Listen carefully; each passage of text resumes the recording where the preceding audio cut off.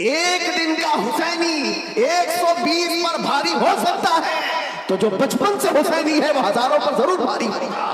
تو یزیدی خیمے میں کے لوگ کہتے ہیں جب قاسم بن حسن گھوڑے پر پہلو بدلتے تھے تو ایسا لگتا تھا کہ بجلی چمک رہی تھی۔ اگر کسی یزیدی کو پوچھے کہ تم کس کے ساتھ لڑنے کے لیے گئے تھے تو یہ کہیں گے 80 لوگوں کے ساتھ۔ کتنے لوگوں کے ساز و سامان کے ساتھ گئے تھے؟ کہیں گے 22,000 کے ساتھ۔ تو دنیا آج بھی ہنسے گی، 80 لوگوں سے لڑنے کے لیے 22,000 گئے تھے۔ کیا کیا لے کر گئے تھے؟ ہاتھی بھی تھے، گھوڑے بھی تھے، نیزے بھی تھے، تلواریں بھی تھی، بھالے بھی تھے، سب تھا۔ پھر اگر تم سے پوچھا جائے ساز و سامان کے ساتھ سہولتیں کیا تھی، یزیدی کہیں گے پورا پانی ہماری طرف تھا، دریائے فرات بھی ہماری طرف تھا، کھانا بھی ہماری طرف، پانی بھی ہماری طرف۔ پھر دنیا پوچھے گی ادھر کے خیمے میں حسین کتنی تیاری کے ساتھ آئے تھے، تو تمہیں منہ چھکا کر کہنا پڑے گا ان کے پاس صحیح قسم کے نیزے اور تلواریں بھی نہیں تھی، اور گھوڑے اور ہاتھی اور اونٹ بھی نہیں تھے۔ ان کے پاس تو 3 دن کی بھوک بھی تھی، پیاس بھی، اور اس کے علاوہ ان نوجوانوں کے پاس بھوک و پیاس کی شدت کے ساتھ ساتھ ساز و سامان جنگ بھی نہیں تھا۔ میں آپ کو بتاتا ہوں، سیدنا امام علی مقام مکہ سے نکل کر کے کوفہ جا رہے تھے۔ بہتوں نے منع کیا آپ کو، لیکن آپ کے سامنے کوفہ کے خطوط موجود تھے، اتمام حجت کے لیے آپ تشریف لے جا رہے تھے۔ بیچ راستے میں کوفہ کا گورنر عبید اللہ ابن زیاد، حر بن یزید، یہ نام یاد رکھیں، حر بن یزید الریاحی کو 1000 کا لشکر لے کر بھیجا کہ حسین کا راستہ روک لو اور انہیں کوفہ کی طرف آنے نہ دو۔ دائیں بائیں ادھر ادھر چلاتے رہے۔ حر بن یزید کوفہ پہنچنے سے کافی پہلے ہی مولا حسین کا راستہ روک لی۔ توجہ چاہتا ہوں، حر بن یزید کس کی طرف سے آیا؟ وہ سپہ سالار تھا، یزیدی فوج کی طرف سے آیا، 1000 کا لشکر لے کر آیا۔ لیکن جب وہ آیا مولا حسین کے پاس، راستہ روک لیا اور کہا ہم آپ کو کوفہ جانے نہیں دیں گے، آپ بغاوت کر رہے ہیں وقت کے خلیفہ امیر المومنین یزید سے۔ ان کے ذوم باطل میں یہی تھا، اور اس کے بعد وہ راستہ روکے اتنی دور تک چلتا رہا، کبھی دائیں کبھی بائیں۔ امام حسین ایک جگہ پر جب پڑاؤ کرتے ہیں، ظہر کا وقت ہے، اذان ہوئی، نماز کے لیے جماعت قائم ہو رہی ہے، امام حسین نے اس حر بن یزید سے پوچھا جو 1000 لشکر کا سپہ سالار تھا، کہا ہم نماز پڑھنے جا رہے ہیں، ہم اپنی نماز پڑھ لیں، کیا تمہاری جماعت الگ ہوگی، ہماری جماعت الگ ہوگی؟ حر بن یزید نے کہا نہیں امام آپ ہی ہوں گے، ہم مقتدی ہوں گے، اقتداء ہم کریں گے۔ امام حسین مصلی پر ہیں، راستہ روکنے کے لیے جو آیا ہے یزید کا سپہ سالار، وہ اقتداء کر رہا ہے، 1000 لشکریوں کے ساتھ اقتداء کر رہا ہے، ظہر میں بھی، عصر میں بھی، مغرب میں بھی، عشاء میں بھی، کنٹینیو جو نمازیں ہوتی ہیں نماز امام حسین ہی پڑھاتے ہیں، اور راستہ روکنے کے لیے آیا ہوا یزید کا سپہ سالار اقتداء کر رہا ہے۔ میں علماء سے کہتا ہوں میرے عزیزوں، بڑا عظیم نکتہ ہے، اگر حسین کے سچے وفادار ہو تو آج بھی ہزاروں یزیدی تمہاری بھی اقتداء کرنے کو تیار کرتے ہیں، مجبور ہیں۔ اگر سچے حسینی بن جاؤ تو اقتداء تو ہوگی، لیکن جو بات مجھے عرض کرنی ہے وہ یہ، راستہ روکا اور اس کے بعد پھر پیغام آیا کہ امام حسین کو کوفہ کی طرف آنے مت دینا، کسی اور راستے کی طرف لے جاؤ، کسی اور راستے کی طرف وہ زبردستی لے گیا۔ پھر وہ میدان آیا جس کو کربلا کہا جاتا ہے، امام حسین وہاں اتر گئے اور ایسی جگہ پر آپ کو اتارا گیا جہاں پانی نہ ملے، دریا کے اوپر سارے یزیدی فوج کا قبضہ۔ اب سنیے، محرم کا مہینہ ہے، 7ویں آ گئی، 8ویں آ گئی، اس کے بعد یہ صلح مصالحت کی بھی باتیں چلتی رہی۔ امام حسین نے پیغام بھیجا تھا عبید اللہ ابن زیاد کو، 3 آپشن دیے تھے، کوئی قبول کر لو، لیکن وہ ظالم آپ کے خون کے در پہ تھے، مانے نہیں، 4000 کا لشکر دے کر بھیجا۔ پھر اس کے بعد تقریباً 15000 کا لشکر دے کر بھیجے، 15000 یا 16000 کا لشکر دے کر دوبارہ بھیجا۔ اب یہ 9ویں محرم آئی ہے، توجہ چاہتا ہوں، 22000 کا لشکر۔ امام حسین نے خطبہ دیا کہ میں تمہارے پاس جنگ کرنے کی نیت سے نہیں آیا، تم میری عظمت نہیں جانتے، میں فاطمہ زہرا کا بیٹا ہوں، حیدر کرار کا نور نظر ہوں، رسول اللہ کا نواسا ہوں، میرے خون سے اپنے ہاتھ رنگین نہ کرو، ان پر کوئی بات اثر نہ کرو۔ اس کے بعد حر بن یزید جو 1000 کا لشکر لے کر سب سے پہلے راستہ روکنے آیا تھا، وہ یزیدیوں کے پاس آیا اور کہا ان کی ایک بات تو مان لو، وہ جنگ کرنے نہیں آئے، اگر وہ صلح چاہتے ہیں تو ختم کر دیتے معاملہ۔ لیکن یزیدی فوج کے جو بڑے سپہ سالار تھے، عمرو بن سعد یا شمر، ان لوگوں نے کہا اے حر، تجھے مصالحت کرنے کے لیے نہیں بھیجا گیا ہے، تجھے فوجی بنا کر بھیجا گیا ہے، لڑنا ہے تو ہمارے ساتھ لڑو ورنہ یہاں سے دفع ہو جاؤ۔ جب یزیدی فوج کے بڑے سپہ سالاروں نے حر بن یزید کی بات نہیں مانی تو سنو، پورے مجمع میں وہی حر جو یزید کا سپہ سالار تھا اعلان کرتا ہے تمہاری سپہ سالاری تمہیں مبارک ہو، میں حسین کے خیمے میں جاتا ہوں۔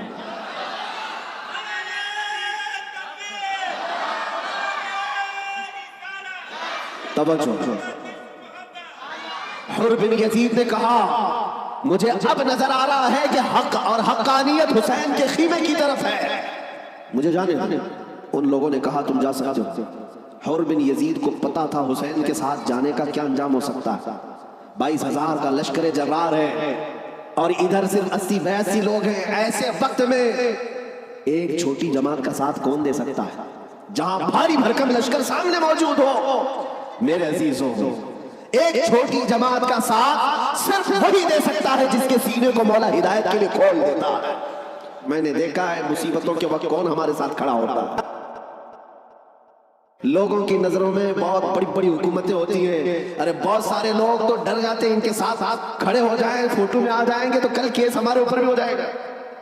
میرے عزیزوں، میں اپنی بات نہیں کرتا، لیکن ایک بات ضرور ہے، حق جماعت اگر اقلیت میں بھی کیوں نہ ہو، اللہ کی مدد آج یا کل اسی کے ساتھ ہوگی۔ اگرچہ آج وہ مظلوم نظر آئے لیکن اللہ تعالیٰ غالب فرمائے گا۔ حسین اعظم کے پاس حر بن یزید آ گئے۔ جس بات کی طرف میں تمہیں لے جا رہا ہوں اس کے لیے اتنا لمبا واقعہ بیان کرنا پڑا ہے۔ جو اصل لب لباب ہے، جو خلاصہ ہے اس واقعے کا، وہ ابھی عنقریب بیان کرتا ہوں۔ نوجوانوں توجہ سے سنیں، توجہ۔ حسین ابن علی رضی اللہ تعالیٰ عنہ کے پاس آ گیا حر بن یزید، قدموں میں گرا، کہا مولا مجھے معاف فرما لے، میں نے راستہ روکا آپ کا، میں آپ کو مجبور کیا اس میدان میں آنے کے لیے، لیکن میں آپ کے ساتھ اب اس وقت تک رہوں گا جب تک میری آخری سانس نہ آ جائے، میں آپ کی حمایت میں لڑوں گا۔ امام حسین نے اس سے کہا حر کہ میں نے تجھے معاف کر دیا، لیکن جا تو اپنے بیوی بچوں کے ساتھ، میری اس چھوٹی جماعت کے ساتھ رہے گا تو جان کا خطرہ ہے۔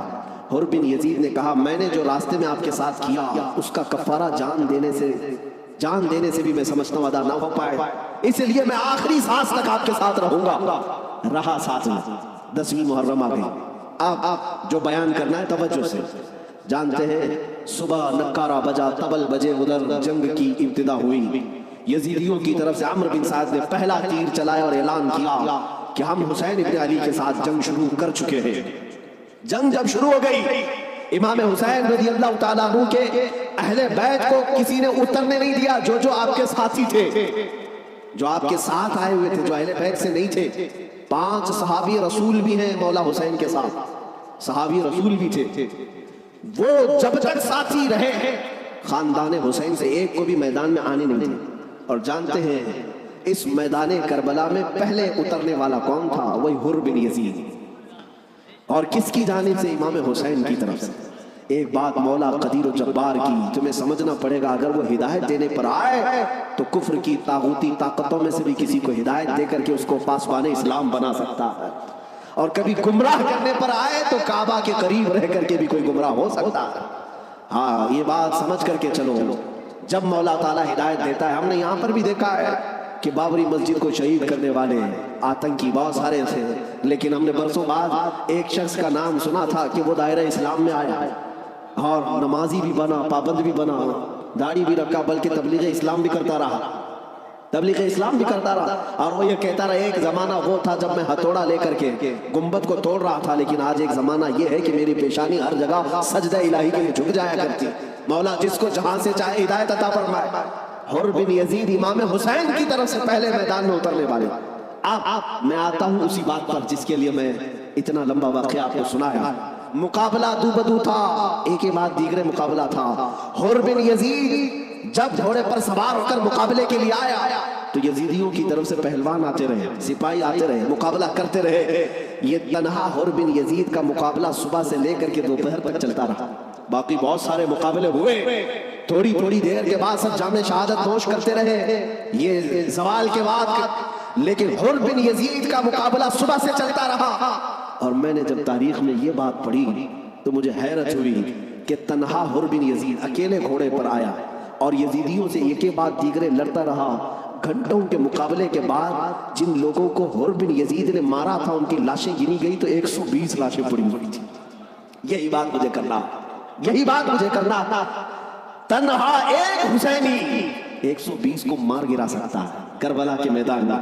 तुम सिर्फ ये सुनते हो कि हुसैन आजम के बच्चे शहीद हो गए हैं, लेकिन हुसैनियों ने जिनको काटा है वो क्यों नहीं सुनते? वो कम नहीं थे, बहुतों को फना फिन्नार किया। अब जो बात कहनी है वो ये है, हुर बिन यजीद खानदान हुसैन से नहीं है, अहले बैत से नहीं है, अंसार में से भी नहीं है जो साथी वहां से आए थे, बल्कि एक दिन पहले तौबा करके हुसैनी बना तो दूसरे दिन की ताकत का हाल ये है।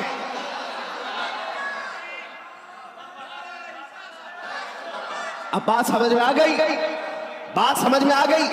एक दिन का हुसैनी 120 पर भारी हो सकता है, तो जो बचपन से हुसैनी है वो हजारों पर जरूर भारी होगा। क्यों ना भारी होगा? आला हज़रत फाज़िल बरेलवी रज़ी अल्लाह ताला अन्हु निस्बत कादरियत पर फख्र करते हुए कहते हैं, क्या दबे जिस पे हिमायत का हो पंजा तेरा, शेर को खतरे में लाता नहीं कुत्ता तेरा। अजीज़ा ने गिरामी, निस्बत कादरियत पर जब इतना फख्र है तो निस्बत हुसैनी पर कितना फख्र हो। मौला हुसैन की निस्बत ने अच्छे अच्छों को जवान कर दिया, और उनके सगे भतीजे इमाम कासिम ने, जानते हो उम्र क्या थी इमाम कासिम की? यहाँ बैठे हुए अक्सर लोग उम्र में बड़े होंगे बहुत सारे, 19 साल की जवानी थी, 19 साल की जवानी। तारीख निगारों ने लिखा है, इमाम कासिम जब घोड़े पर बैठ कर के आए थे तो यजीदी खीमे में ऐसी खलबली मची, लोग ये कहते थे कि कासिम बिन हसन, इमाम हसन के बड़े बेटे इमाम कासिम, मैंने ये भी रिवायत पढ़ी, इमाम कासिम जब घोड़े पर सिर्फ पहलू बदलते थे, पहलू बदलने, घोड़े पर इधर से उधर इस तरह पहलू बदलना, तो यजीदी खीमे में के लोग कहते हैं जब कासिम बिन हसन घोड़े पर पहलू बदलते थे तो ऐसा लगता था कि बिजली चमक रही है, बिजली चमक रही है। ये खौफ सीनों में हजारों के होने के बावजूद किसने तारी किया? मेरे अजीजों, वो रब्बे जुल जलाल है, गालिब हिकमत वाला, जिसने कुरान में फरमाया वला तहिनु वला तहज़नु व अंतुमुल अअला इन कुंतुम मुमिनीन, तुम घबराओ मत, परेशान मत हो। मौला फरमाता तुम ही गालिब रहोगे अगर तुम सच्चे ईमान वाले हो, अगर तुम मेरे मुस्तफा करीम सल्लल्लाहु अलैहि वसल्लम के सच्चे गुलाम हो। लोग तो सिर्फ करबला के मैदान में ये देखते हैं कि इमाम हुसैन की शहादत हो गई, अली असगर की शहादत हो गई, अली अकबर की शहादत हो गई, अब्बास अलंबरदार की शहादत हो गई, ये शहादतें अपनी जगह पर, लेकिन अगर कंपैरिजन में मैं बताऊं, मैं अगर बताऊं किसने कितनों को मारा था, किसने कितनों को जख्मी किया था, तो फिर तुम्हें पता चलेगा कि वो कट करके भी फतहयाब थे, वो शहीद हो करके भी फतहयाब थे। इसलिए कि यजीदियों के पास बोलने के लिए मुंह नहीं है। अगर किसी यजीदी को पूछे कि तुम किसके साथ लड़ने के लिए गए थे, तो ये कहेंगे 80 लोगों के साथ। कितने लोगों के साजो सामान के साथ गए थे? कहेंगे 22,000 के साथ। तो दुनिया आज भी हंसेगी, 80 लोगों से लड़ने के लिए 22,000 गए थे, क्या क्या लेकर गए थे? हाथी भी थे, घोड़े भी थे, नेज़े भी थे, तलवारें भी थी, भाले भी थे, सब था। फिर अगर तुमसे पूछा जाए साजो सामान के साथ सहूलतें क्या थी, यजीदी कहेंगे पूरा पानी हमारी तरफ था, दरिया फुरात भी हमारी तरफ था, खाना भी हमारी तरफ, पानी भी हमारी तरफ। फिर दुनिया पूछेगी उधर के खीमे में हुसैन कितनी तैयारी के साथ आए थे, तो तुम्हें मुंह झुका कर कहना पड़ेगा उनके पास सही किस्म के नेज़े और तलवारें भी नहीं थी, और घोड़े और हाथी और ऊंट भी नहीं थे। उनके पास तो 3 दिन की भूख भी थी, प्यास भी, और उसके अलावा उन नौजवानों के पास भूख और प्यास की शिद्दत के साथ साथ साजो सामान जंग भी नहीं था। तब दुनिया आज भी कहेगी भला इसको जंग कहते हैं, भला इसको मुकाबला कहते हैं। वो हुसैनी अगर तुम्हारे साथ मुकाबला ना भी करते तब भी क़यामत तक हुसैन की फतह का परचम लहरा रहा होता। लेकिन आज दुनिया ये देख करके भी कहती है, चलो तख्त और ताज के मालिक होने को अगर आज दुनिया ये कहती है, ताकत वाले फतहयाब है, हुकूमत वाले फतहयाब है, तख्त वाले फतहयाब है। तवज्जो से ये बात मैं आज जिम्मेदारी के साथ कह रहा हूँ, कल को अगर मुझे कोई फांसी पर चढ़ाए, कल को अगर मुझे कोई गोली मारे, तो ये बात मेरी याद रखना मेरे अजीजों, जालिमों की हुकूमत ज्यादा देर तक नहीं चलती। यजीद का तख्त भी था, ताज भी था, हुकूमत भी थी, फौजी भी थे, सिपाही भी थे, लेकिन आज जाओ उस यजीद के तख्त को ढूंढने के लिए, महल को ढूंढने के लिए। दिमश्क आज भी मौजूद है, मुल्क शाम आज भी मौजूद है। दिमश्क अगर जा करके लोगों से पूछोगे वो तख्त कहाँ है जहाँ से हुकूमत की जाती थी, यहाँ से बैठ करके करबला के रेगिस्तानों में खून बहाया जा रहा था, यजीद कहाँ है, तख्त कहाँ है? वहाँ दिमश्क के रहने वाले शायद तुम्हारा हाथ पकड़ करके ले जाएंगे ऐसी जगह पर जहाँ पूरे दिमश्क का कचरा फेंका जाता है, जहाँ पूरे दिमश्क की गंदगी डाली जाती है, और लोग कहेंगे यहीं पर यजीद को दफन किया गया था। तुम नाक पकड़ करके भाग आओगे, वहाँ पर खड़े न हो सकोगे जहाँ यजीद को दफन किया गया था। ताज भी नहीं, तख्त भी नहीं, फौज भी नहीं, और ज़ुर्रियत औलाद भी नहीं। और फिर आओ करबला के मैदान में, फिर आओ इराक की सरजमीन पर, यहाँ किसी से जाकर पूछना, सुना है 1400 साल पहले यहाँ एक जंग हुई थी, करबला का मैदान था, रसूल के नवासे खानदान अहले बैत के टुकड़े कर दिए गए थे, उन्हें जामे शहादत पोश करना पड़ा था। वो मैदान कहाँ है? मेरे अजीजों, करबला का कोई भी आदमी तुम्हारा हाथ पकड़ कर ले जाएगा और कहेगा, ए अजीज यहाँ वो मैदान नहीं है, यहाँ कोई वीरानगी और सहरा नहीं है, और तुम्हें ले जाते हैं और ले जाकर के ऐसी जगह खड़ा करेगा जहां से तुम्हारी नजर उठेगी तो सोने से कलई किया हुआ लहराता हुआ परचम हुसैन तुम्हें आज भी इस बात का ऐलान करेगा, शाह अस्त हुसैन, बादशाह अस्त हुसैन।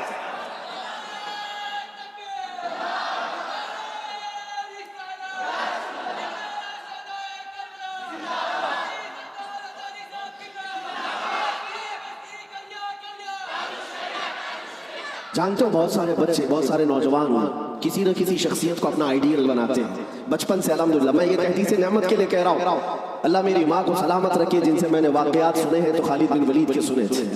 और हमारे आइडियल जो बुजुर्ग हैं उसमें मौला इमाम हुसैन है, हमने उनको आइडियल बनाया है, आप भी बना लो, इसलिए कि इन लोगों को जिसने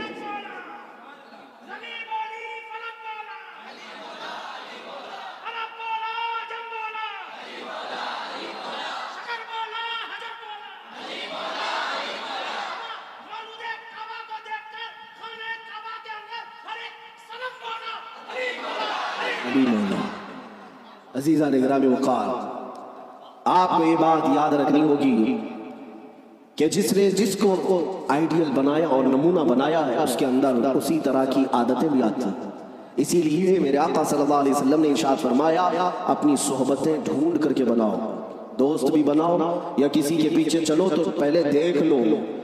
ये आज मैं बच्चों से कहता हूँ, तुम ग्लैमर की दुनिया में जिन लोगों के पीछे भागते हो, समझते हो कि ये एक्टर स्टार है, इसके पीछे भागना एक फैशन है, भागते रहोगे ऐसे घड़े में गिर जाओगे जहाँ से निकलना ही मुश्किल है। हमने देखा है इन दुनियावी मक्कारों और अय्यारों के पीछे भागने वाले नौजवान कभी सुख से न रह सके, और इनकी हैसियत क्या है, फिल्मों में आकर के थिरक करके नाच करके मुजरे दिखा करके अगर लोग ये समझते हैं कि ये बहुत बड़े स्टार हैं, मेरे अजीजों ज़रा हुस्न बिखरने तो दो, बुढ़ापा आने तो दो, और जब फिर झुर्रियाँ पड़ जाएं, कमर टेढ़ी हो जाएं तो फिर हम देखते हैं कितने फैन हैं तुम्हारे। लेकिन मुझे यकीन है मौला हुसैन का गुलाम 80 साल का भी हो जाए तो उसके फैन की कमी नहीं होती, उसके फैंस कम नहीं होते। और हमने अपनी ज़िंदगी में हुजूर ताजुश शरिया को देखा। मेरे अजीज़ों, देखा है आप हजरात ने, हजरत की उम्र तकरीबन 70 के ऊपर थी, 74 साल की उम्र में, और बाल पूरे सफ़ेद हैं, 2 लोग पकड़ करके चलाते हैं। लेकिन हमने देखा है जिस तरफ से गुजर जाए लाखों सिर्फ एक झलक देखने के लिए बेकरार। उन नौजवानों से पूछो, दुनिया तो फिल्म स्टारों के पीछे भागती है और तुम 70 साल के ऊपर इस बुजुर्ग को देखने के लिए बेताब हो, बेकरार हो। और हद तो ये है मेरे अजीजों, ना उनके आने का कोई प्रचार, ना सोशल मीडिया का ज़माना, ना फेसबुक व्हाट्सएप और इंस्टाग्राम में है उनके आने की जाने की खबरें, ना उनके जलसों की खबरें हैं। लेकिन फिर भी आपने देखा कि पूरा ज़माना टूट पड़ता था। वो जब जहाँ गए, यही की बात नहीं है, मैं हजरत के साथ मिस्र में भी देखा, और हज मैंने अल्हम्दुलिल्लाह पहला हज हजरत के साथ किया। तवाफ के बाद वो सादे लिबास में उतर करके नीचे अपनी कार में बैठने के लिए आ रहे हैं, व्हील चेयर पर है। लेकिन ऐसे लोगों को मैं भागते हुए देखा जो हिंदुस्तानी भी नहीं, पाकिस्तानी भी नहीं, बांग्लादेशी भी नहीं, तुर्की की औरतें और तुर्की के मर्द आपसे मुसाफा करने के लिए, देखने के लिए भागते हुए पीछे तक आए। मेरे अजीज़ों, तुर्की में जमाल कम नहीं, तुर्की में खूबसूरती कम नहीं, हर आदमी गोरा है, हर आदमी खूबसूरत है। अगर कोई ये समझता हो कि हुजूर ताजुश शरिया को लोग इसलिए देखने के लिए आते थे कि निहायत ही रंग के आप हसीन और जमील थे, मेरे अजीज़ों, तुर्कियों के पास हुस्न है, शामियों के पास हुस्न है, मसरियों के पास हुस्न है, लेकिन उनको भी हम बेताब व बेकरार देखा है, हमने देखा है। उसी वक्त मेरे पढ़ने का ज़माना था, उन तुर्कियों से मैंने पूछा था, वो सही तरीके से अरबी भी नहीं जानते और सही तरीके से इंग्लिश भी नहीं जानते, लेकिन टूटी फूटी जो भी उनको अरबी आती। हमने पूछा, इनको जानते हो, इनको जानते हो, इनको मिलने के लिए तुम दौड़े आए? कहा जानते तो नहीं, फोटो में कभी देखा, फोटो तो होता ही नहीं, कहीं कोई वीडियो देखा नहीं, फिर क्यों? کہتے ہم نے طواف میں بیٹھے بیٹھے دیکھا ان کی طرف ہمارا دل کھینچا جا رہا تھا۔ میرے عزیزو، جو حسین اعظم کا غلام ہو، غوث پاک کا سچا غلام ہو، مولا کریم اس کے چہرے میں یہ کشش رکھتا ہے، چاہے وہ 80 سال کا ہو یا 90 سال کا ہو، وہ دنیا کو اپنی طرف کھینچ لیتا ہے، وہ کھینچ لیتا ہے۔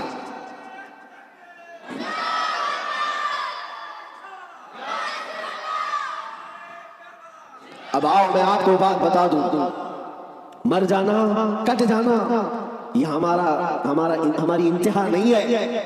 اگر کوئی یہ سمجھتا ہے کہ ہمیں پھانسی دے کر کے یہ ختم کر دے گا تو اس کی خام خیالی ہے۔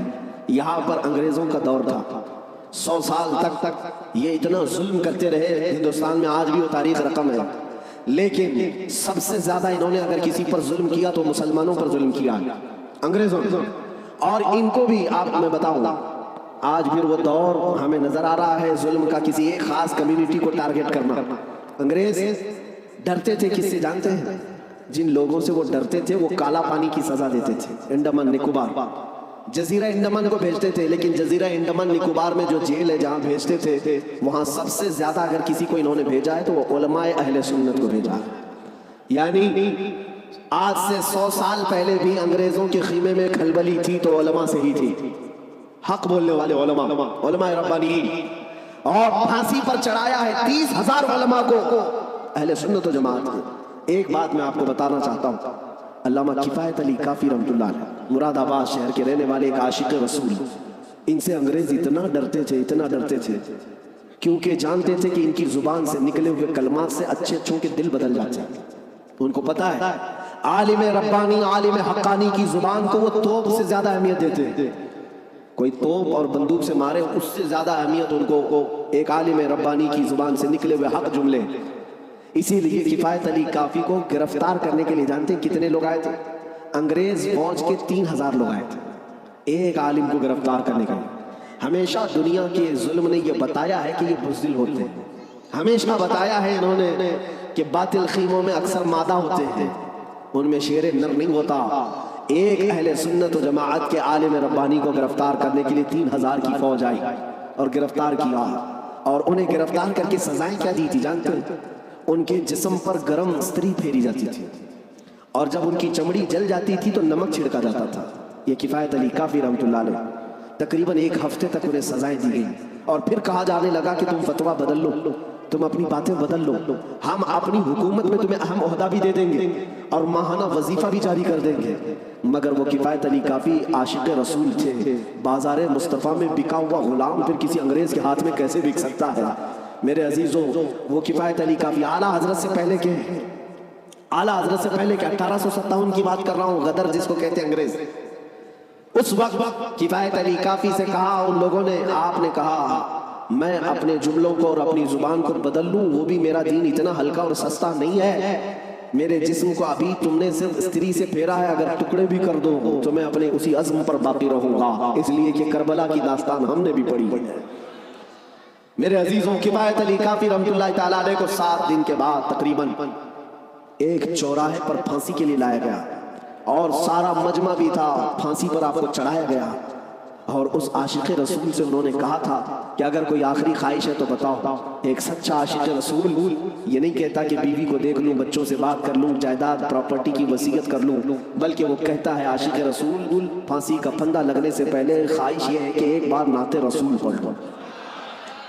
اور پھر کہا گنگناتے ہوئے کوئی گل باقی رہے گا، نہ چمن رہ جائے گا، پر رسول اللہ کا دین حسن رہ جائے گا۔ اطلس و کم خاک کی پوشاک پہ نازا نہ ہو، اس تنے بے جان پر صرف خاکی کفن رہ جائے گا۔ سب فنا ہو جائیں گے کافی وہ، لیکن حشر تک نام حضرت کا زبانوں پر چلن رہ جائے گا۔